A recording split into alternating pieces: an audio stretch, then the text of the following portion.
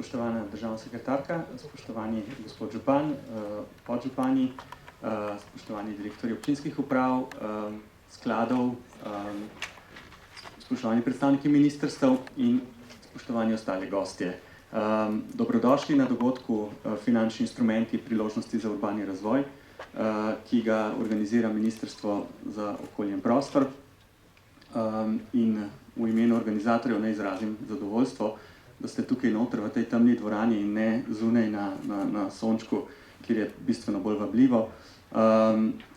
Moje ime je Marko Peterlin, prihajam z Inštituta za politike prostora in pomagamo ministrstvu pri organizaciji tega dogodka. Prosim državno sekretarko, da nas pozdravi v imenu organizatorjev. Državna sekretarka Lidija Stebrnak, seveda, z Ministrstva za okolje in prostor.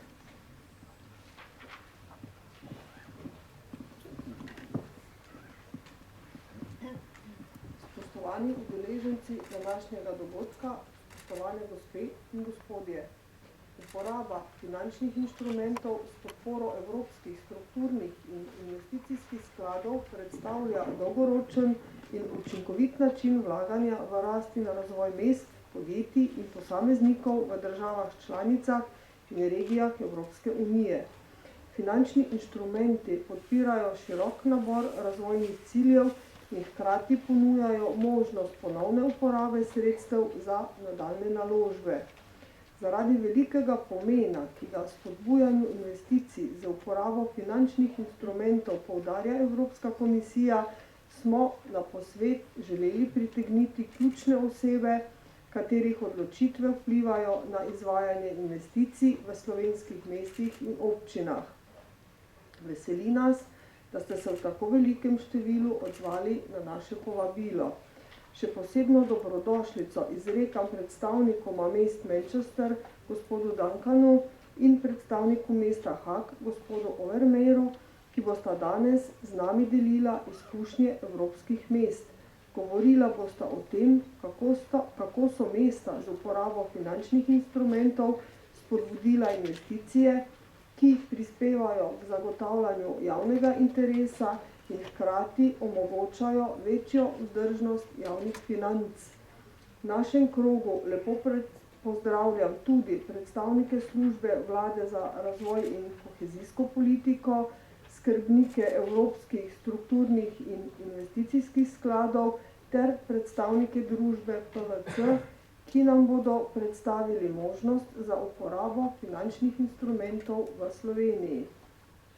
Spoštovani predstavniki mest in občin, spoštovani udeleženci, ponovno se vam zahvaljujem za tako številno udeležbo in vam v imenu Ministrstva za okolje in prostor želim uspešen dan. Hvala.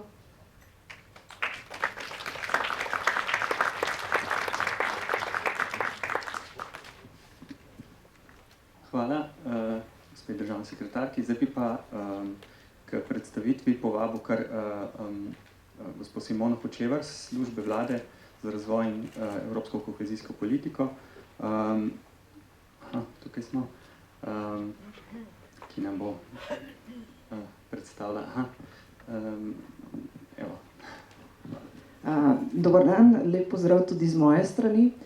In sicer v imenu službe Vlade za razvoj in evropsko kohezijsko politiko.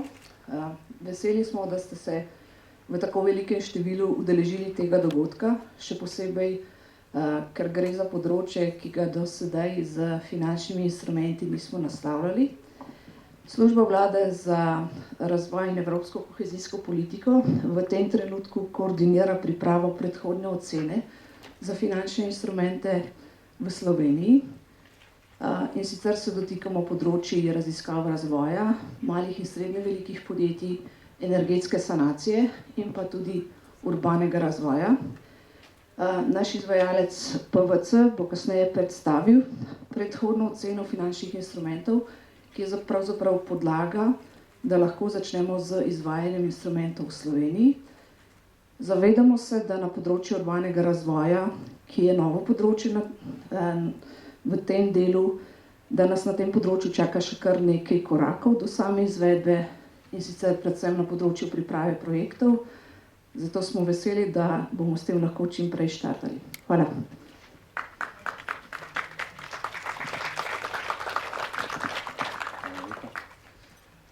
Zdaj pa še predstavnica Ministrstva za okolje in prostor, gospod Mašo Rogelj, z Direktorata za prostor, graditev in stanovanja.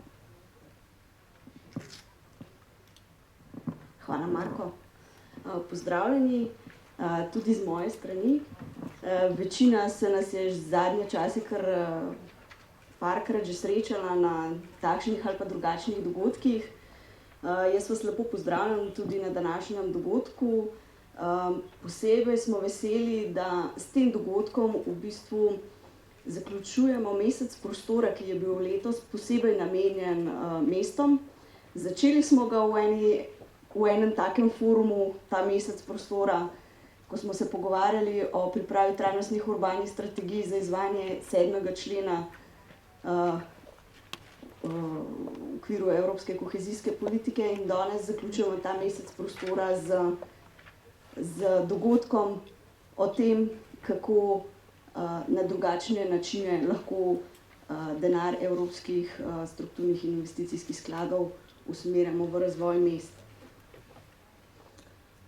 Mesta so prepoznana kot generatorji razvoja, v tem ni dileme, v njih živi 3/4 prebivalstva Evropske unije, v njih se nahaja večina delovnih mest, ustvarjajo največji BDP in v njih se koncentrirajo največji problemi, hkrati pa mesta ponujajo tudi priložnost za iskanje novih rešitev in z tega vidika zahtevajo drugačne investicije, drugačen način investiranja.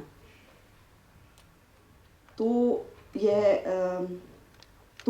ves čas poudarja tudi Evropska komisija, zato je v okviru evropske kohezijske politike v obdobju 2014-2020 posebej izpostavila vlogo mest in urbanih območij in finančna perspektiva je prinesla en nabor različnih inštrumentov, med katerimi komisija še posebej izpostavlja finančne inštrumente. Uporaba povratnih sredstev namreč predstavlja bolj dolgoročen in pa učinkovit način vlaganja v razvoj in rast podjetij, posameznikov in pa urbanih območij na splošno. Zato menimo, da je v uporabi finančnih inštrumentov prihodnost. Na Direktoratu za prostor, graditev in stanovanja v povezavi s trajnostnimi urbanimi strategijami vidimo, da se tukaj začenja ena nova zgodba. Namreč sredstva za razvoj mest so vedno bolj odprta in slovenska mesta imajo dober potencial, da to izkoristijo. Tudi v slovenskih mestih živi veliko prebivalcev, v urbanih območjih pretežen del prebivalstva. V slovenskih mestih se nahaja 95% delovnih mest in v njih živi 70% slovenskega prebivalstva z višjo in pa visoko izobrazbo. Na drugi strani slovenska mesta v svoji velikosti spadajo v skupino večine evropskih mest. Namreč v Evropi imamo preko 8000 malih in srednje velikih mest dimenzije slovenskih mest. Med 5000 do 50000 prebivalci. In v tem delu vidimo v bistvu priložnost za slovenska mesta, da postanejo z bolj aktivno vlogo, z boljšimi investicijami, z drugačnimi investicijami, tudi promotor nekih novih inovativnih rešitev. V bistvu, če se vrnemo nazaj na finančne inštrumente, v bistvu to, o čemer bosta danes govorila kolega iz Manchestra in iz Haaga, to so vprašanja, ki si jih postavljamo v Sloveniji v tem momentu. A je smiselno v finančne inštrumente usmeriti sredstva, ki bi jih drugače usmerjali v nepovratna sredstva? ali je smiselno finančne inštrumente usmerjati sredstva iz evropskih strukturnih in investicijskih skladov, zakaj bi to delali. Zdaj smo navajeni, da uporabljamo pač nepovratna sredstva, tega smo navajeni, pa dajmo se tega držati. Komu so v resnici sploh namenjeni finančni inštrumenti, kdo jih lahko uporablja, za kakšne vrste projektov je smiselno uporabljati finančne inštrumente, pa zakaj se v resnici bojimo uporabljati finančne inštrumente. Na marsikatero od teh vprašanj bomo danes dobili odgovor, zelo na lep in praktičen način prikazan. In upam, da nam bodo te odgovori pomagali, da bomo čim prej na investicije v mestih pogledali na nek drug način, na drugačen način, da se bomo znali opredeliti, kdaj gre za investicije v javnem interesu, ki so finančno nedonosne in je v njih treba usmeriti nepovratna sredstva, in kdaj gre za investicije, ki kljub temu, da so v javnem interesu, lahko generirajo en določen dobiček.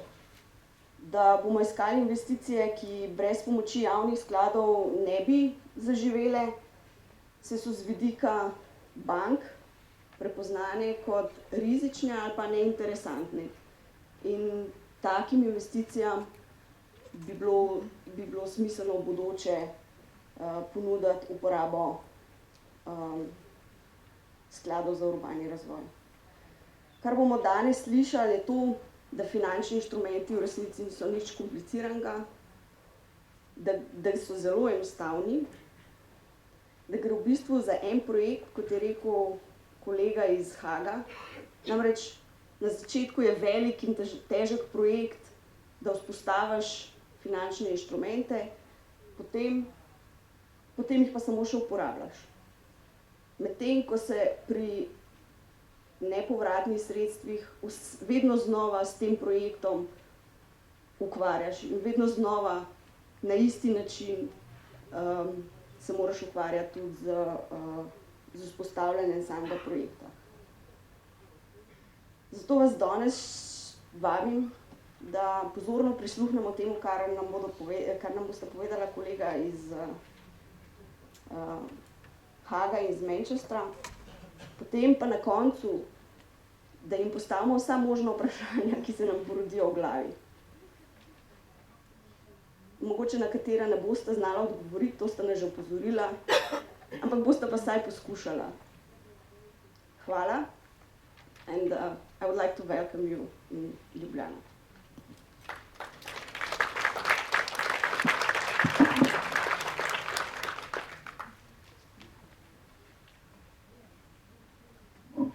Hvala, Aša.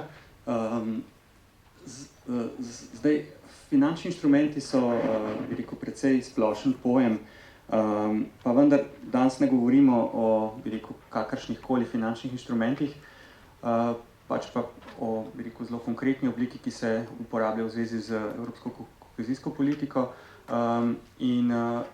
Zdaj bi prosil gospoda Gorazda Ocvirka iz družbe PVC, da bi rekel, malo predstavi mogoče nekaj o tem, kaj to je in seveda kakšna je situacija v zvezi z njimi v Sloveniji.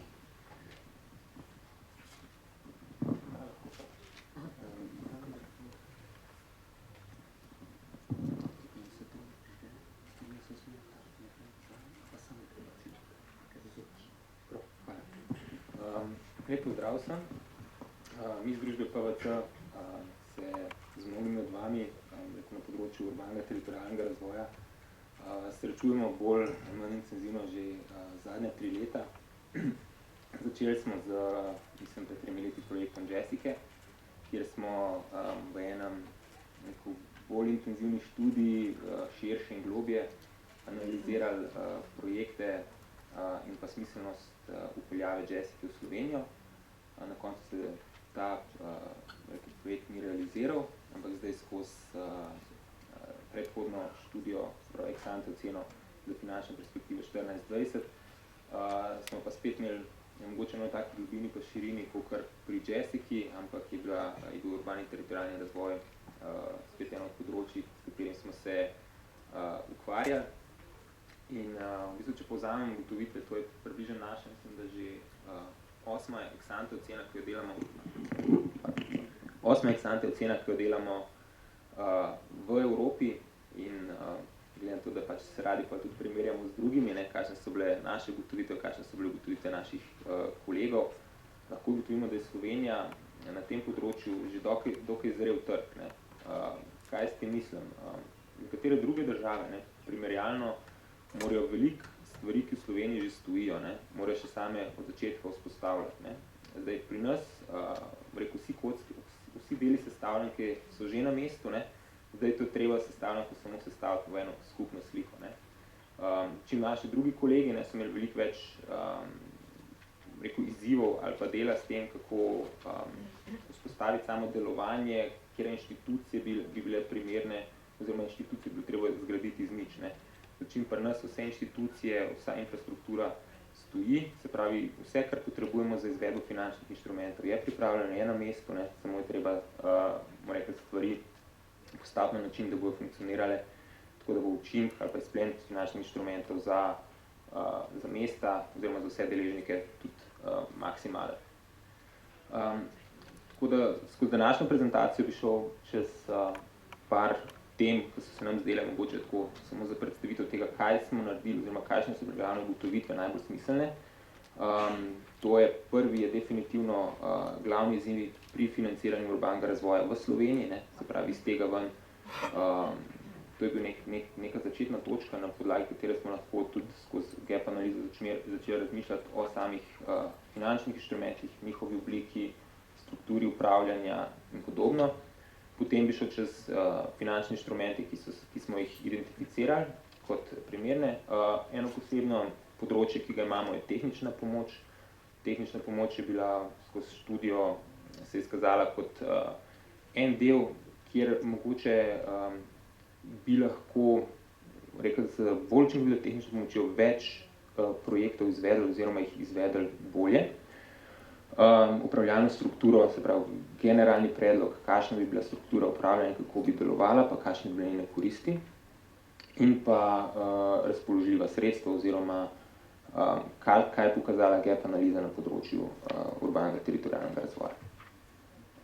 Zdaj, glavni izzivi pri razvoju urbanega teritorialnega oziroma ki se je izkazali skozi študijo, je definitivno dostop do financiranja. Zdaj, tukaj vidite na levi strani en krajši citat, ampak v bistvu kar ta citat govori, da problem v Sloveniji trenutno ni več sama likvidnost oziroma likvidnost v bankah. V bankah je več kot dovolj denarja. Glavni izziv je, kako dostopati do tega financiranja oziroma kako to financiranje v praksi aktivirati. Kaj to pomeni? To pomeni, da banke sicer so pripravljene posojati, ampak zaradi različnih omejitvenih kriterijev, predvsem stopnje tveganja, izpostavljenosti ali pa rizičnosti projektov, ne morejo posojati denarja pod pogoji, ki bi jih projekti zahtevali. Se pravi, tukaj vplivata definitivno na dostop do financiranja z ene strani visoka stopnja zadolženosti podjetij, kot z druge strani tudi visoka stopnja zadolženosti občin, ki imajo potem zelo omejene možnosti za financiranje določenih ali pa večjih razvojnih projektov. Druga stvar je stopnja tveganja. Se pravi, banke danes so več ali manj res samo o tveganju. Kaj s tem mislimo? S tem mislimo, ali je projekt sprejemljiv, pod kakšnim pogojem sprejemljiv in ali so pripravljeni za njega odobriti financiranje. In če projekt ne ustreza kriterijem tveganja, ki ga imajo banke definirane, v katerem morajo tudi poročati, je težava pri tem, da tega financiranja ne morejo sprostiti. Se pravi, ni to, da banke ne bi želele, ampak ne morejo. Potem dosti strategije bank se v zadnjem času tudi preusmerili na področje MSP, se pravi malih srednjih podjetij. Zdaj, pred časom so banke ugotovile, da je to en segment, kjer obstaja možnost za rast. Tako da so se strategije večine bank v Sloveniji, če jih danes vprašate, kje želijo rast, bo rekla, da želimo rast na področju malih srednjih podjetij. Če gledamo, potem, kar se tudi izkazali skozi intervjuje, ki smo jih opravili z različnimi bankami v Sloveniji, jih je veliko povedali, seveda poslujemo z državo, poslujemo z občinami, ampak ta obseg ostaja konstanten oziroma ga ne mislimo povečevati, ne, kar pomeni, da imajo banke v svojem kreditnem portfelju en določen odstotek financiranja, ki ga bojo namenjale občinam, ne, ampak tega praga ne mislijo prestopati. Se pravi, kreditni portfelj za to, koliko so oni pripravljeni financirati, je omejen.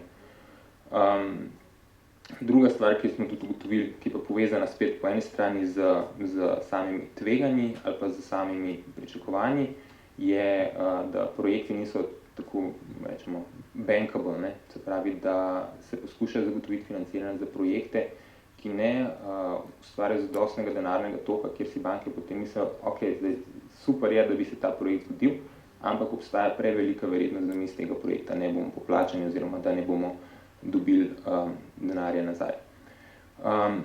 In pa tudi po eni strani je bila omejena razpoložljivost finančnih produktov, se pravi, obstajajo so bolj bazični finančni produkti, ni bilo nekih v slovenskem trgu inovativnih finančnih produktov, novih finančnih produktov, ki bi omogočali, da bi lahko z njihovo uporabo dosegali na teh področjih boljše rezultate ali pa da bi bil multiplikativni učinek tega denarja večji. Z druge strani smo gledali, bil največji izziv, kako realizirati čim večje število projektov. Se pravi, realizacija samih projektov, ki so bili zamišljeni, za njih pridobiti financiranje in jih spraviti v življenje. Ne. Tukaj smo videli, da je velik fokus bil še zmeraj na nepovratnih sredstvih, se pravi, da se dostikrat smo videli prakso, da se čaka na nepovratna sredstva, se pravi, da se strategija prilagaja razpisom, ne obratno, se pravi, da strategija zmer sledi temu, zakaj bo sredstva na razpolago, ne glede na to, so ta moment nujno potrebna ali ne, ampak je važno, da se pridobijo ta sredstva, da se začnejo projekti izvajati, tudi če niso najbolj ključni. Potem drugo je, projekti ne generirajo denarnega toka oziroma niso ekonomsko upravičeni, ne, to je ena od ključnih komponent za finančne inštrumente, ne, se pravi, projekt mora generirati denar, iz katerega se lahko poplačuje oziroma deloma poplačuje to investicijo. Potem tudi stvar, ki smo jo videli, je, da študije izvedljivosti oziroma rentabilnosti niso izvedene na dovolj visokem nivoju. To pomeni, da kadar se pogovarjate z bankami oziroma kadar se pogovarjate z nekimi deležniki, ki bi investirali, ne, da sama študija ni dovolj zrela oziroma ni pripravljena na način, ki bi vam omogočala učinkovito komunikacijo ali pa komunikacijo, kjer bi se oboji lahko enostavno in pa dobro razumeli. Projekti temeljijo na seznamu želja, kaj smo s tem mislili? Smo mislili, pred 3 leti smo naredili popis enega velika števila projektov urbanega razvoja v Sloveniji. Ne.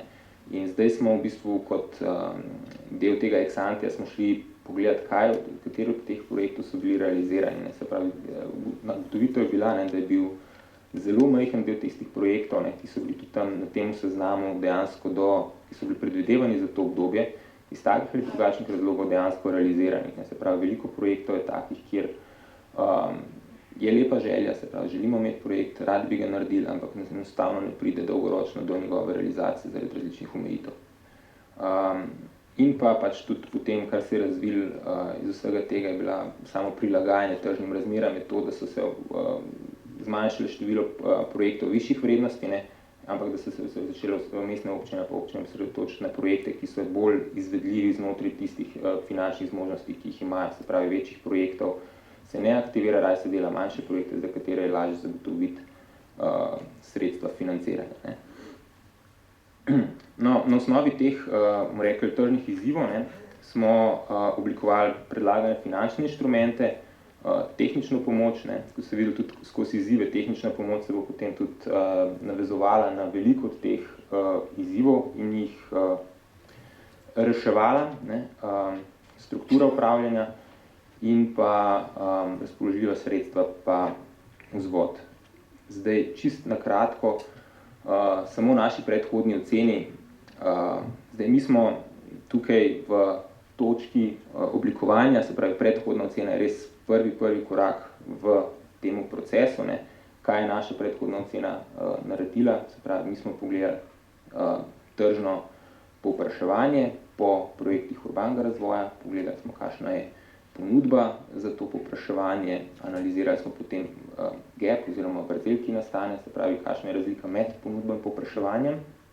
In potem smo glede na to luknjo oziroma na to vrzel, ki smo identificirali, smo pogledali, kakšen del te vrzeli predstavljajo projekti, za katere vemo, da pod nobenim pogojem ne moremo pridobiti povratnih virov financiranja, se pravi projekti, ki so neizvedljivi z povratnimi sredstvi, ne, in smo jih umaknili iz skupnega gapa in potem smo analizirali projekte, ki pa predstavljajo možnost za uporabo povratnih sredstev, ne, in na podlagi njih pogledati, s kakšnimi finančnimi inštrumenti bi lahko dosegali najboljši izplen teh projektov. Se pravi, poleg denarja, ki bi ga mi vložili z evropskih strukturnih skladov, ne, da bi lahko dobili zraven še finančni vzvod, bodisi strani finančnih inštitucij, investitorjev oziroma zasebnih partnerstv. Ne.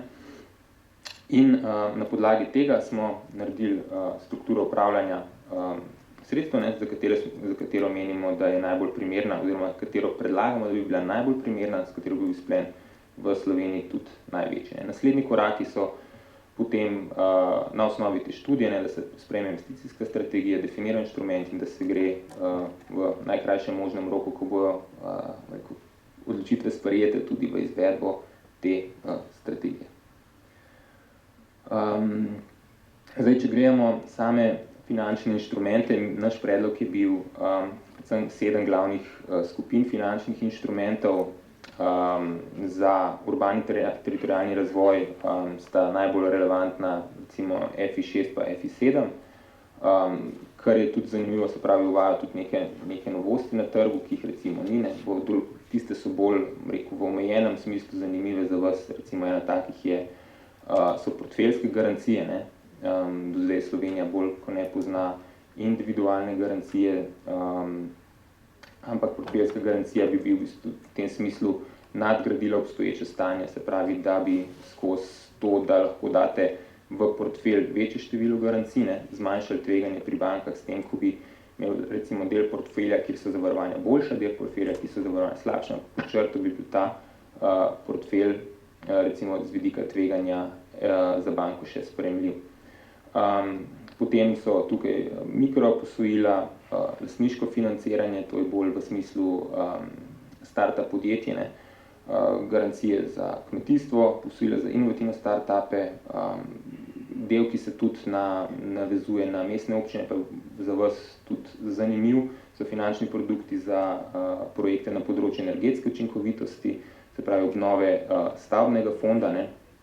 Tukaj obstaja, tudi ko smo govorili z bankam, velik interes bank, da se pri takih projektih soudeležujejo, ne.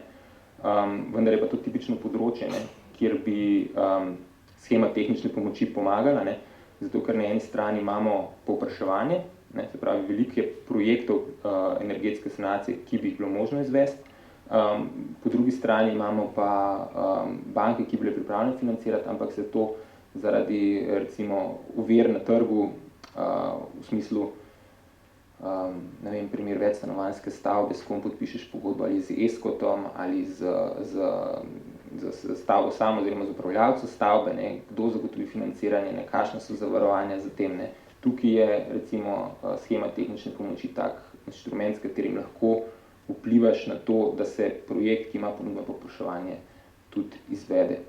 In pa potem še posojila za projekte na področju urbanega in teritorialnega razvoja, ne, skozi sklad urbanega in teritorialnega razvoja. Zdaj, če čisto sam na kratko pogledamo, kaj bi to v praksi pomenilo, ne, se pravi, ciljne skupine so že logično definirane, se osredotočajo na urbani in teritorialni razvoj. Cilji so predvsem pridobivanje posojil po boljših tržnih pogojih, kot so vam trenutno razpolago, zmanjšati zavarovanje in pa podpirajo vse projekte na področju urbanega teritorialnega razvoja, ne. Se pravi, to, kar smo prej govorili glede samih izzivov, ne, se pravi, dostop do financiranja, ne, pa realizacije projektov, ne, to bi ta finančni inštrument dejansko targetiral, ne. Se pravi, da bi z ene strani zmanjšal tveganje, ki ga izvedba tazga projekta pri bankah predstavlja, tako da bi ta projekt postal bankable, ne. Se pravi, vplival bi na ročnost, na tveganje in pa na samo zahtevo po zavarovanju, ne, skozi katerega bi se lahko potem taki projekti v praksi realizirali. Ko gledamo tehnično pomoč, imamo tukaj dva vidika tehnične pomoči. Ne. Ena tehnična pomoč je na nivoju samih izvajalcev oziroma finančnih posrednikov. To pomeni, konkretno se boste sprašali, zakaj bi banke rabile tehnično pomoč. Ne. Banke rabijo tehnično pomoč zato, ker so kapacitete bank za izvajanje takšnih stvari tudi omejene. Ne. In kako ta tehnična pomoč izgleda? Se pravi, njim predvsem pomagamo tehnična pomoč pomaga pri izbiri projektov, priprave pa pregledom teh dokumentacij in pa ponudbe, kar je ključno, ponudbe ustrezne ponudbe financiranja. Ne. To pomeni, da če bojo banke dobile nalogo, da izvedo nek finančni inštrument oziroma produkt, ne, mora biti z njihovega vidika ta produkt tržno spremenjen, se pravi, da oni ne izdelajo produkta, ga plasirajo na trg, ne, in potem vi rečete, to pa nam ni všeč. Ne. Sprav, tukaj tehnična pomoč adresira točno to, da bojo na trg prišli produkti, za katere bo povpraševanje, pa ki bojo atraktivni za to, da se iz njih sredstva črpajo. Se pravi, najslabša stvar, kar se lahko zgodi, je, da pride, da banka vam produkt, ne, in potem v produktu ni povpraševanja in se sredstva ne aktivirajo. Ne. Druga stvar, ne, so pa potem bolj tipične back-office funkcije, ne, kjer tehnična pomoč omogoča podporo sledenja podjetjem oziroma spremljavi samih projektov in pa tudi poročanju tako organov upravljanja kot tudi recimo evropskim inštitucijam, katerim je poročanje obvezno. Z druge strani, kaj bi pa tehnična pomoč pomenila za vas?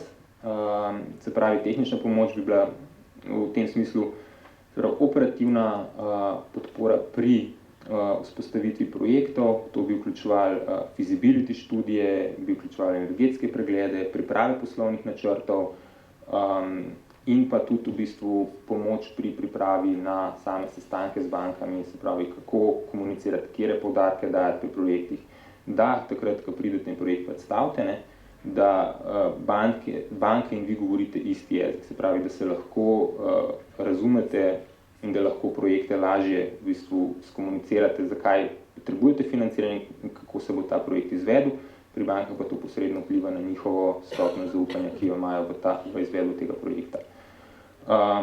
In pa podobno tudi kot prej, se pravi, tukaj je še podpora za upravljanje in spremljanje projekta, ne, se pravi, da tisti bolj birokratski del projekta, da se vas tudi razbremeni, da se poročanje o sami izvedbi in pa spremljavi izvaja skozi instrument tehnične pomoči. Na podlagi tega smo oblikovali predlagano strukturo upravljanja prek sklada skladov. Zdaj to bom mogoče čisto na kratko razložil, glede na to, da je to še stvar končne potrditve in uskladitve. Zakaj je takšna struktura? Ne?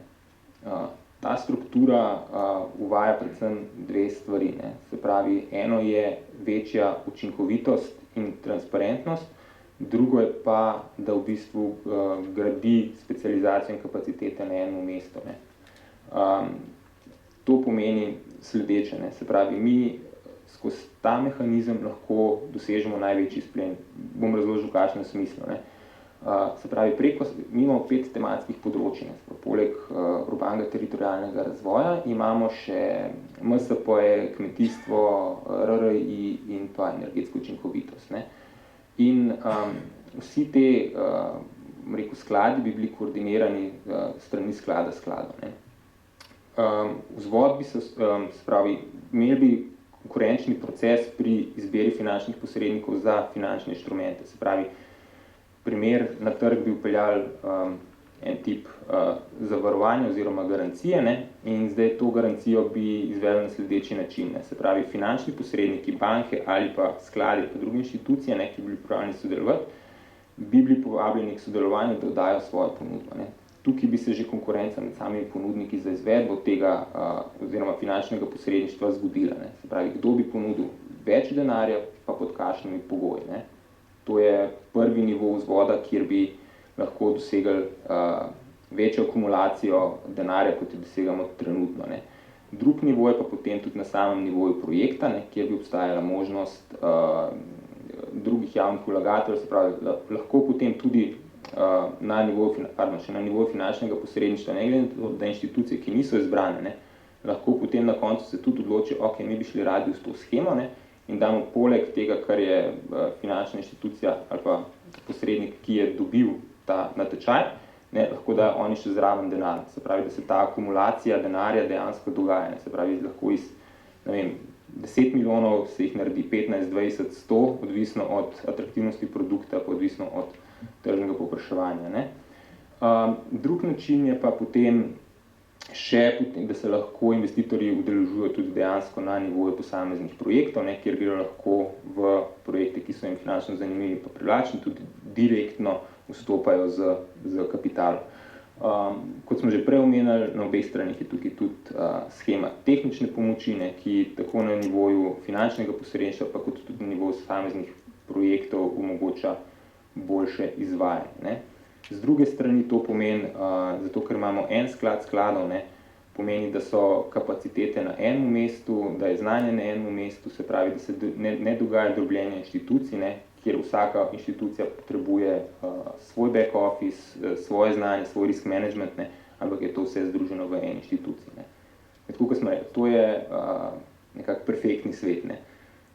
Razlika med perfektnim svetom pa temu, kaj je izvedljivo, je pa to, v bistvu, kaj je realno, ne, in pa kje lahko pristanemo. Ne. Tako da ni nujno, da bo ta oblika tista, ki bo na koncu ostala, ne, ampak je pač tista, kjer menimo, da bi bil izplen lahko največji. Zdaj, poleg te strukture imamo še dve alternativni strukturi, se pravi, eno je z neposrednim finančnim posrednikom, se pravi, da organ upravljanja izbere finančnega posrednika in pa ta posrednik izvaja projekte. Druga opcija je pa, da organ upravljanja zagotavlja podporo neposredno končnim upravičencem. Ne. Obe opcije sta sicer izvedljive, sta možne, ne, vprašanje pa kakšna je učinkovitost teh opcij, pa kakšen vzvod bi lahko kreirati, sprav kakšna bi bila multiplikacija sredstev, pa kakšni bi stroški povezani z izvajanjem operacij na ta način. Mogoče še preden zaključimo, še en kratek pregled, kako lahko finančni inštrumenti vplivajo na projekte. Ne. Zdaj, če pogledamo to sliko, jo delimo na, se pravi, finančno uspešnost projekta in pa na gospodarsko uspešnost. Gospodarska uspešnost pomeni v tem smislu, kakšen je skupni učinek za družbo, ne, kot tako. Se pravi, zato, kar je naš namen, ne. Finančna uspešnost pa pomeni enostavno, kakšna je rentabilnost tega projekta. Ne. In skozi gap analizo, ne, projekti so tisti, ki se bojo zgodili pod tržnimi pogoji, kjer naša intervencija ni potrebna. Ne. Se pravi, te projekte, če s finančnimi inštrumenti interveniramo in poskušamo finančne inštrumente zagotoviti za projekte A, dejansko rušimo trg. Ne. Se pravi, s tem ven se moramo umakniti. Potem imamo projekte B, ki so finančno zelo rentabilni, ne, ampak imajo majhen družbeno-ekonomski učinek. Ne. Se pravi, te projekti so načeloma taki, ki se bojo zgodili pod tržnimi pogoji, ne, ampak mogoče ne bo javni interes do neke mere zadovoljen. Se pravi, za te projekte se lahko vprašam, a je kakšen način, na kakšen bi lahko javnost sodelovala pri takih projektih, da bi jih spravili v domeno tega, da bi imeli večjo gospodarsko učinkovitost. Potem so še projekti tipa D, to so predvsem projekti, kjer smo že prej omenili, jih ne moremo financirati z povratnimi sredstvi, za te projekte se bo še zmeraj morala najti nepovratna sredstva, če jih želimo izvajati. Ne. In potem so pa projekti tipa C, ne, to so pa tisti projekti, ki so bili predvsem adresirani z naše strani za uporabo finančnih inštrumentov, ne, kjer obstaja velik javni interes, ne, ampak je treba vplivati na to, pod kakšnimi pogoji se ta projekt lahko izvede, da ga naredimo tudi finančno vzdržnega, ne, se pravi preko povečanih garancij, preko vplivanja na ročnost, preko vplivanja na stopnjo tveganja, katero so pripravljene finančne inštitucije sprejeti, da ta projekt postane dejansko rentabilen oziroma tudi izvedljiv. In pa še za konec, kaj je analiza predhodne ocene na področju urbanega razvoja pokazala. Se pravi, tukaj smo razdelili dve obdobji, ne, in smo videli, da v bistvu nekje povpraševanje oziroma pipeline projektov, ne, ki se ocenjuje za to obdobje nekje na nivoju 800 milijonov evrov, ne, ampak z druge strani banke bi pa za to zagotavljali nekje tam 200-250 milijonov evrov financiranja v tem 5-letnem obdobju. Ne. Se pravi, imamo kar velik gap, ne. Del tega gapa bojo sigurno pokrili lahko nepovratna sredstva, ne. Ampak del gapa je pa mišljen, da se bo tudi pokril preko uporabe finančnih inštrumentov. Ne. In njih te finančni inštrumenti in njihova multiplikacija, kako učinkovito bojo uporabljeni, ne, bojo determinirali, v kakšni meri bomo mi lahko ta gap zaprli oziroma koliko gapa se lahko dejansko realizira skozi projekte, skozi finančne inštrumente, ne, za zapiranje recimo gapa, za katerega vemo, da bo obstajal na področju urbanega teritorialnega razvoja. Tako da to je, bom rekel, zelo, zelo nakratko povzetek naše študije. Vprašanja?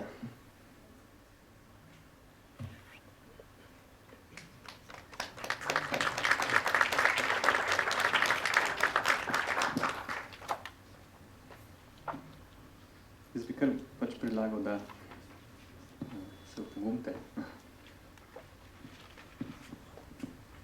da se predstavite.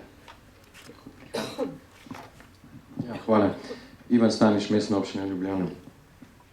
Jaz imel eno vprašanje na tisto shemo, ki ste prikazali, pa ste povedali, da je idealna shema, Ja. in imate projekte napisane spodaj.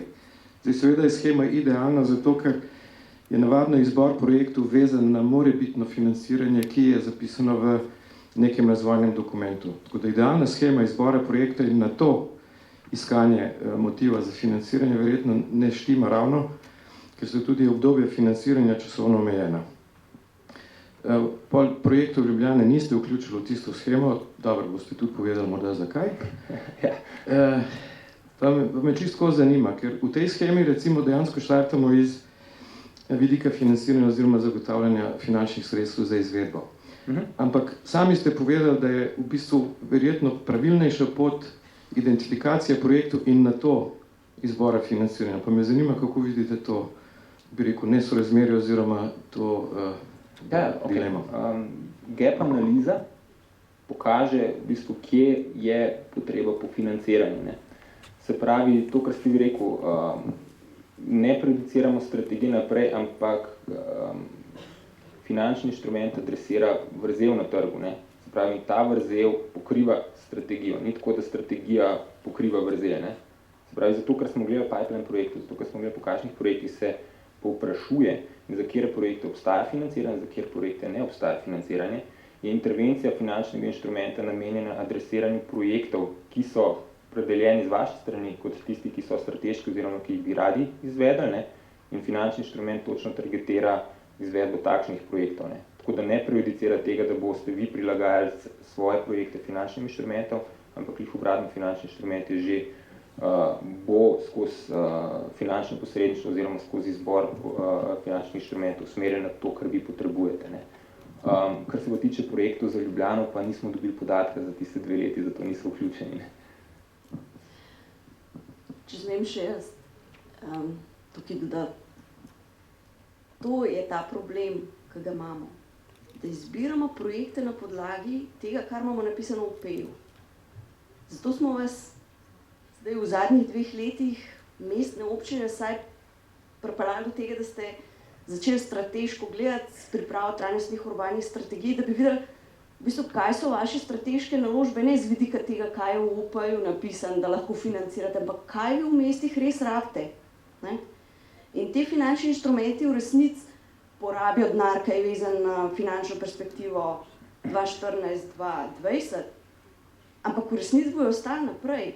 Ravno zato so finančni inštrumenti dobri, ker ta denar ne bomo dali v en projekt, ampak ga bomo dali v sklad in ta sklad bo obračal denar.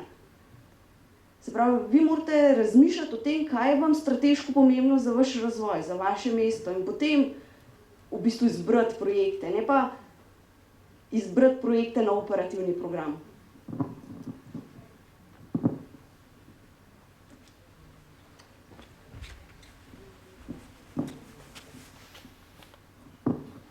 Andreja Trojer Lapanja, Mestna občina Nova Gorica.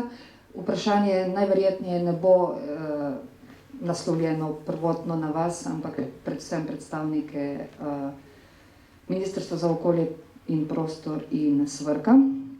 In sicer shema je krasna. Mislim tudi, da, kot ste omenili, institucije, ki bi jih potrebovali, Slovenija že v veliki meri ima. Mislim, na primer, Ribniški sklad, enega izmed tovrstnih institucij. Predvsem bi predlagala, da ta rdeči kvadratek v spodnjem desnem kotu, ki naslavlja shemo tehnične pomoči, se osredotoči v bistvu na tisto, kar mestom oziroma mestnim občinam in regijam res manjka, to pa je znanje v povezavi s finančnimi inštrumenti.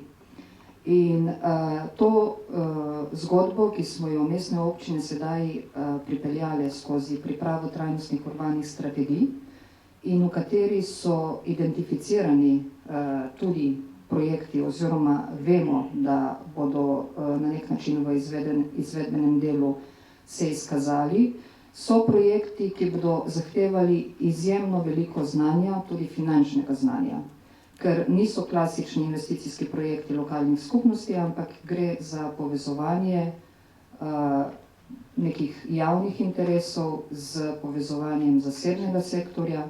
In tukaj predlagam, da se čim hitreje vključi mestne občine kot odgovorne za realizacijo trajnostnih urbanih strategij tudi v usposabljanje na tem področju. Hvala.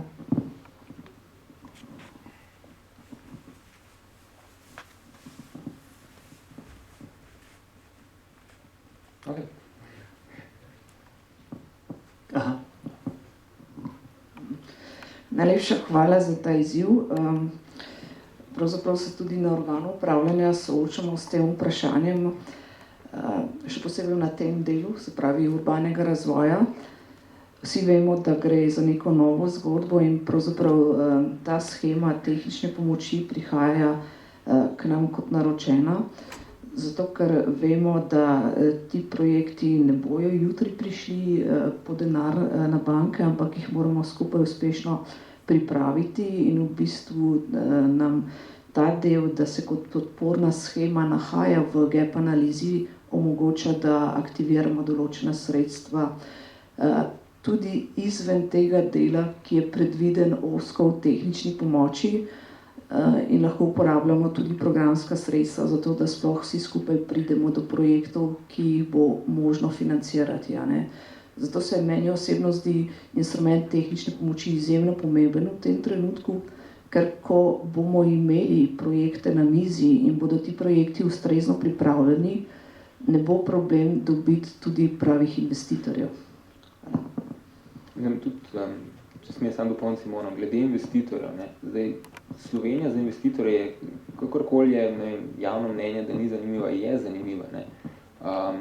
Sploh zato, mi tudi sami vidimo investitorje nas na tedenski ravni kontaktirajo, pa sprašujejo, so kakšni projekti v Sloveniji, kjer bi mi lahko sodelovali. Sprav tudi z področja infrastrukture, javno-zasebna partnerstva in podobno. Problem Slovenije ni v tem, da bi države rekli, sem se pa nas plača investirati. Glede na to, da smo country risk, se pravi, tvegan, gledano kot relativno netvegana država, tudi donos ni pretiran. Manjka samo oblik tazga financiranja, kjer bi občina rekla, ok, mi bi želeli imeti vrtec pa šolo, damo zemljo v projekt, zgradi se vrtec in šola, ampak vi pa lahko sosesko zgradite in sosesko prodate.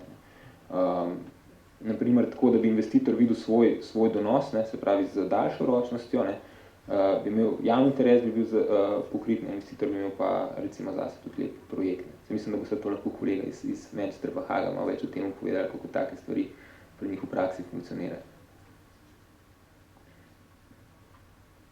Okay.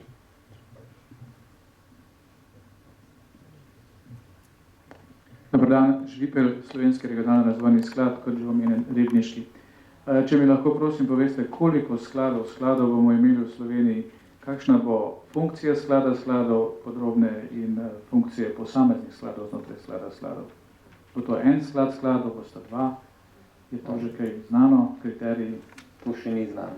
To bi tudi mogoče na svrk, če lahko kaj pojasnil dodatno, no, mislim, te odločitve še niso sprejete, tako da glede same končne izvedbe nimamo še informacije.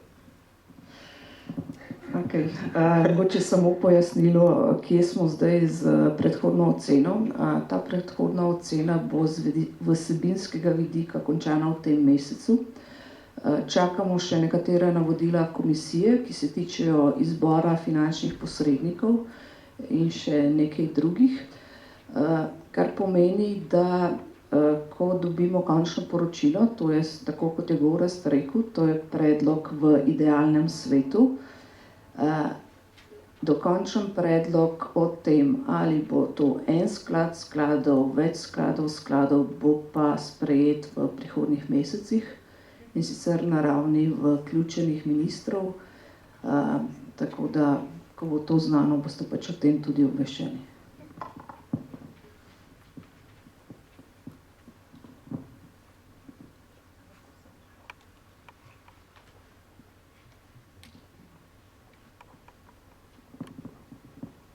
Dan želim Stenka Šimonovič iz Mestne občine Ljubljana.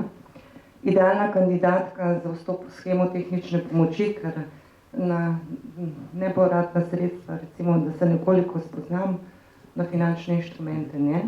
In zato morda imam čisto preuranjeno vprašanje, ampak ali bodo ti finančni inštrumenti tretirani v kvoti, kolikor je pač občinam dopuščeno zadolževanje, torej ali bodo tretirani enako kot klasični inštrumenti kreditiranja z tega vidika.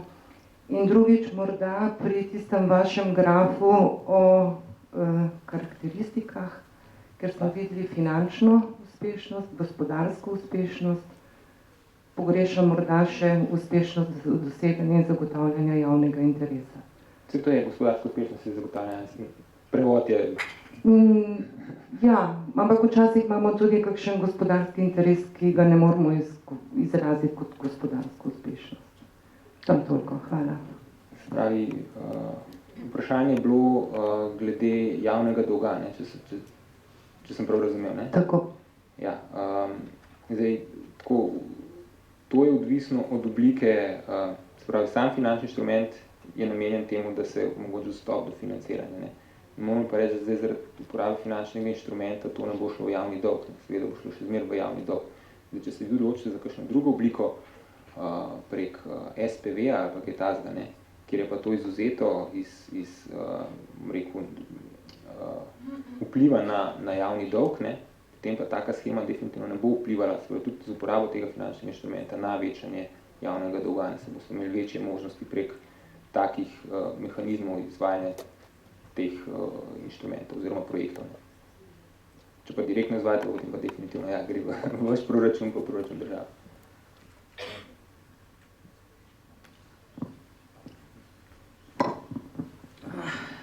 Hvala za ta izziv. Mogoče bi samo rada poudarila, da v tem trenutku ne govorimo samo o projektih, kjer se občina dodatno zadolžuje, ampak mogoče bolj o projektih javno-zasebnega partnerstva, ker pa vemo, da pod določenimi pogoji zadeva pač ne gre v javni dolg. Ne? To so tudi projekti, ki so za bančni sektor izjemno zanimivi. Kar se pa tiče javnega dolga, je pa to definitivno izziv za prihodnje, skupaj z Ministrstvom za finance. Kakor vem, je recimo Danska uvedla posebne kvote izven postavljenih za občine, in sicer za tiste občine, ki so hotele energetsko sanirati svoje objekte, toliko da verjetno kakšna takšna shema ne bi bila odveč tudi pri nas. Ne?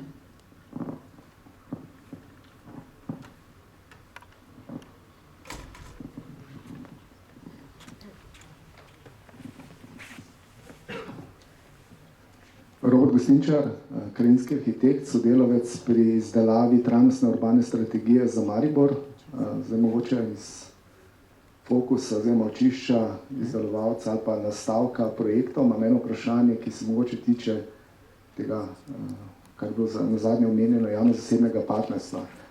Identifikacija nekaterih problemov ali pa strategij, kar je bilo omenjeno, vsaj v primeru Maribora, pa sem prepričana tudi pri drugih mestih, se nanaša na neke sestavine ali pa prvine prostora, okolja, ki so izjemno strateške in jih je verjetno zelo težko vrednotiti ali pa predati finančnim instrumentom ali pa zainteresiranim.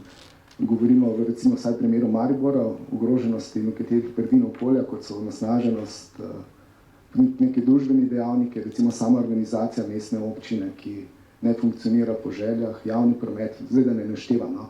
Torej, vprašanje, ki se nanaša, je, ali razmišljate, ali oziroma obstajajo te finančni instrumenti ali pa neki modeli, ki odgovarjajo na investicije, ki bodo rešile neke temeljna družbena, okoljska, socialna vprašanja, ki jih verjetno v nekem smislu prodajanja, zamenjave zemljišč za vrtec, ni mogoče urednotiti. Torej, če sem bolj jasen, kvaliteta okolja, verjetno zraka ne moramo zamenjati za neko število zemljišč, je pa ključno, recimo, za to, da bodo ljudje prihajali, da bo konkurenčnost mesta v smislu bivalnih kvalitet, prihajanja investitorjev na neki osnovi, vode, zraka, dostopnosti, ključna. Se pravi, to profitabilnost lahko vrednotimo še čez neki generacije ali letno. Oziroma, ali so primeri javno-zasebnega partnerstva tudi na tem področju predvideni? Če smo iz tega ven, da vi ste govorili bolj o projektih tipa D. Prav za projekte tipa D bojo črpana sredstva iz nepovratnih sredstev. Tako da, kar se takih projektov tiče, če ima projekt komponento, da generira denarni tok, da se lahko poplačuje posojilo in podobno, potem se lahko tudi adresirajo za finančnimi inštrumenti. Če projekti tega nimajo, se edini verjetno možen način bo financiran z nepovratnimi sredstvi.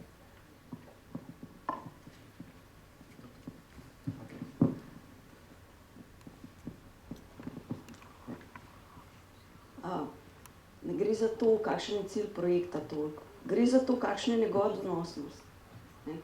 Se je tudi projekt, ki se da od njega služiti, recimo posledično lahko prispeva k izboljšanju kakovosti zraka ali pa k večji socialni vključenosti. Gre za to, iz kje dobiš finance, v bistvu na kakšen način ti financiraš. Kadar je projekt v javnem interesu in se ve, da ne bo generiral nobenega dobička, takrat je to projekt tipa D. Kadar je projekt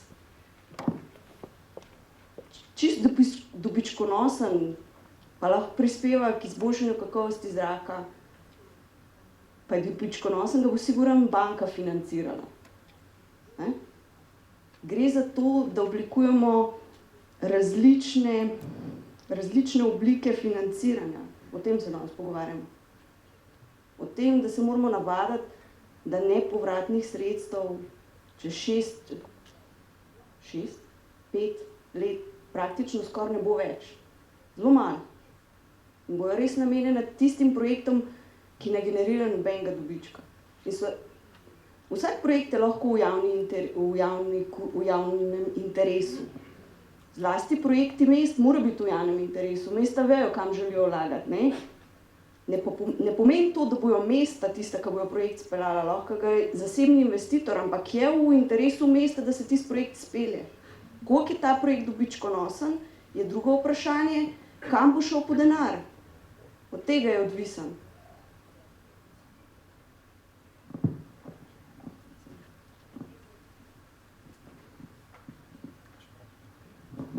Da samo dopolnim Ašo, danes ne govorimo o tem, da bomo kar v tem trenutku ves denar namenili za finančne instrumente. Še posebej glede na to, da je to nova zgodba za vas, govorimo samo o tem, da je v tem trenutku čas, da začnemo razmišljati tudi o projektih drugačnega tipa. Še posebej zato, ker se veliko govori o naložbenem načrtu za Evropo, ker pač sredstva so na voljo in glede na to, videli ste, kakšna je vrzel financiranja. Mi te vrzeli nikoli ne bomo morali zapreti samo s nepovratnimi viri.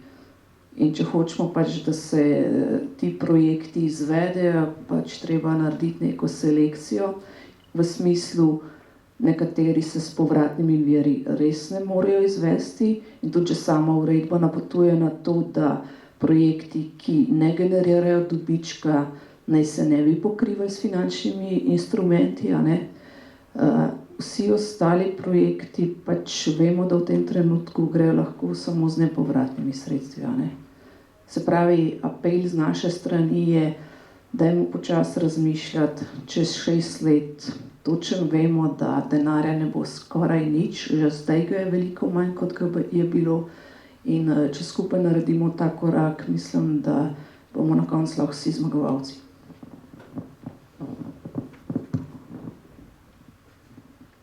Prihajam iz mestne občine Novo mesto.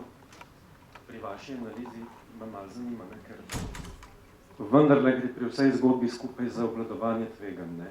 In ko ste vi analizirate trenutno stanje v Sloveniji, verjamem, da ste tudi prišli do ugotovitve, da pri obvladovanju tveganja seveda manjka neka oblika sodelovanja med državo in med mesti, ne?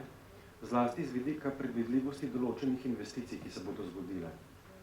Zdaj tukaj govorim, da mesta razvijamo številne projekte v pričakovanju, da se bodo sočasno ali v načrtovanem roku seveda zgodile nekatere državne investicije, ker pač celostne naložbe v tem primeru v določenem območju lahko dajo tiste rezultate, potem, na katere vsi skupaj računamo.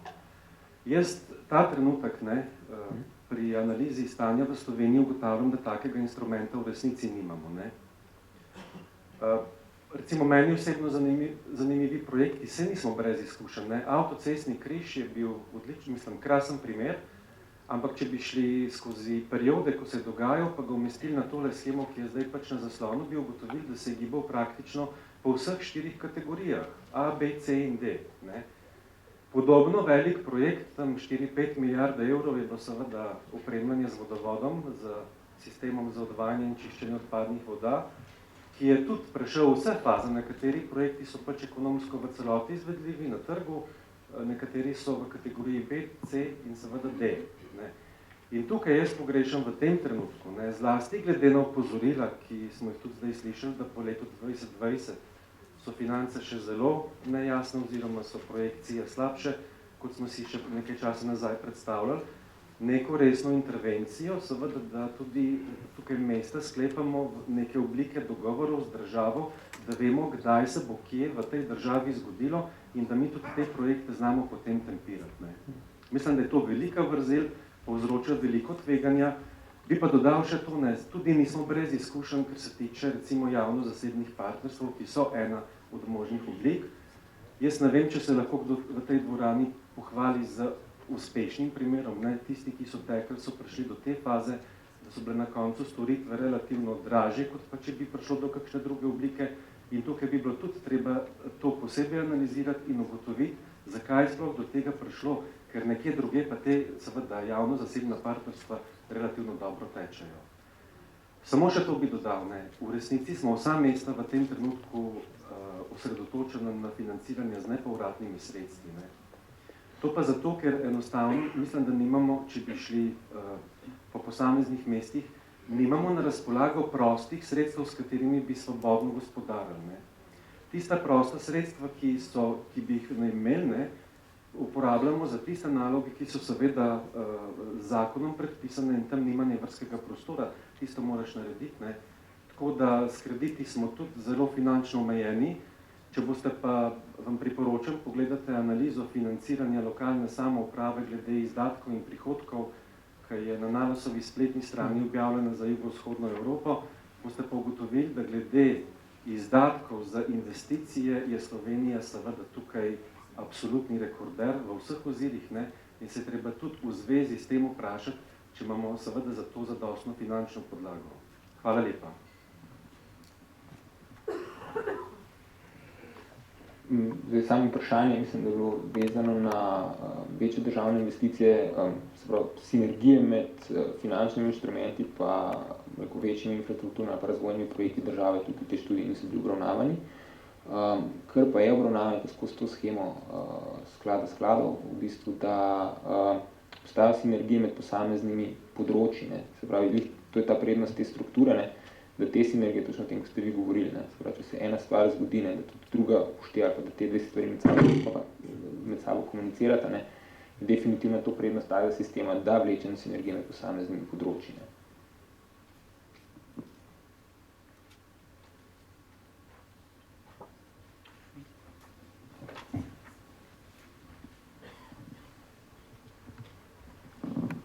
Klavdija Šadljuk, Mestna občina Murska Sobota. Jaz bi pa imela eno čisto osnovno vprašanje, mogoče je vsem jasno, meni žal ni. Pri izračunu finančne vrzeli ste pač prišli do nekih številk, koliko sredstev nam manjka. Mene pa zanima, o katerih projektih tukaj govorimo oziroma na kakšni podlagi. Ali so to projekti planirani v načrtih razvojnih programov občin ali v TUS-ih, ali gre tu za projekte samo mestnih občin, ali gre za projekte mest tudi manjših ali vseh občin. Mestnih občin.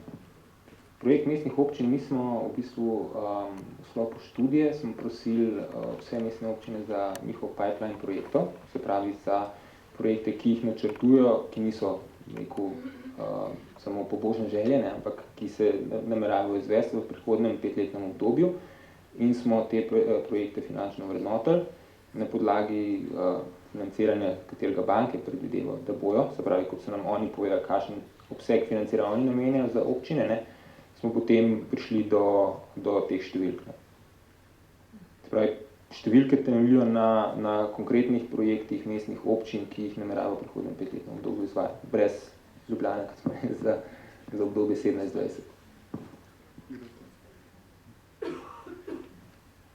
Se pravi, očitno neko vprašanje, verjetno vi ste z vprašalnikom, če sem prav razumel, kako z intervjuji. Ja. Če prav razumem, gre za metodologijo, kako ste v bistvu občine naslovili, ker očitno ni čist istih.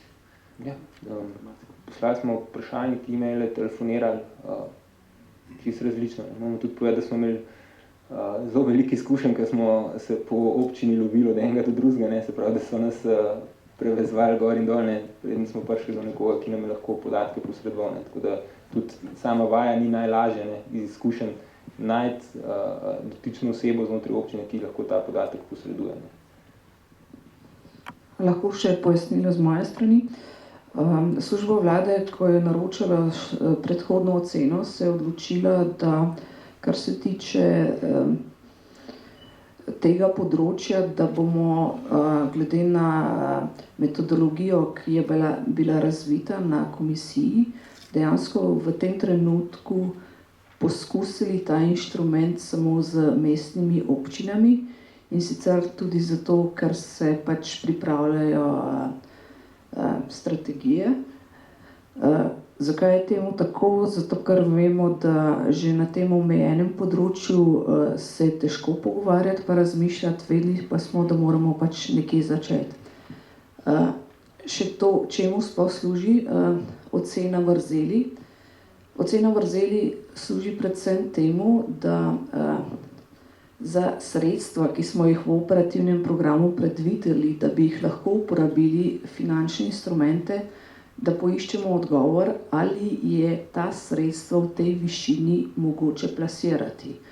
In praktično na vseh področjih smo z analizo prišli do odgovora, da ja, na tem področju sredstva za financiranje projektov primanjkujejo. To pa seveda pomeni, da potem, ko bojo finančni instrumenti aktivirani, se bo pač od projekta do projekta izvršila ocena, in v primeru, da ne bomo prišli do projektov, ki bi bilo možno s finančnimi instrumenti pokrivati, se lahko zgodi, da pač bomo na neki stopnji zadevo tudi zaprli, ne. Ampak glede na to, da je vrzel povsod ekstremno velika in lahko samo rečemo, da jo težko pokrivamo, se kaj takega ne bi smelo zgoditi. A ne? Tudi verjetno potem, ko boste slišali oba dva case, boste videli, da so se stvari kvečjemu dogajale na drugačen način, a ne? Da na neko količino finančnih sredstev, potem ko so bili projekti pripravljeni, so prišli tudi ostali investitorji, ki so pač še dodatno adresirali projekte. Hvala. Še kakšno vprašanje? Počasi bomo ta del debate zaprli.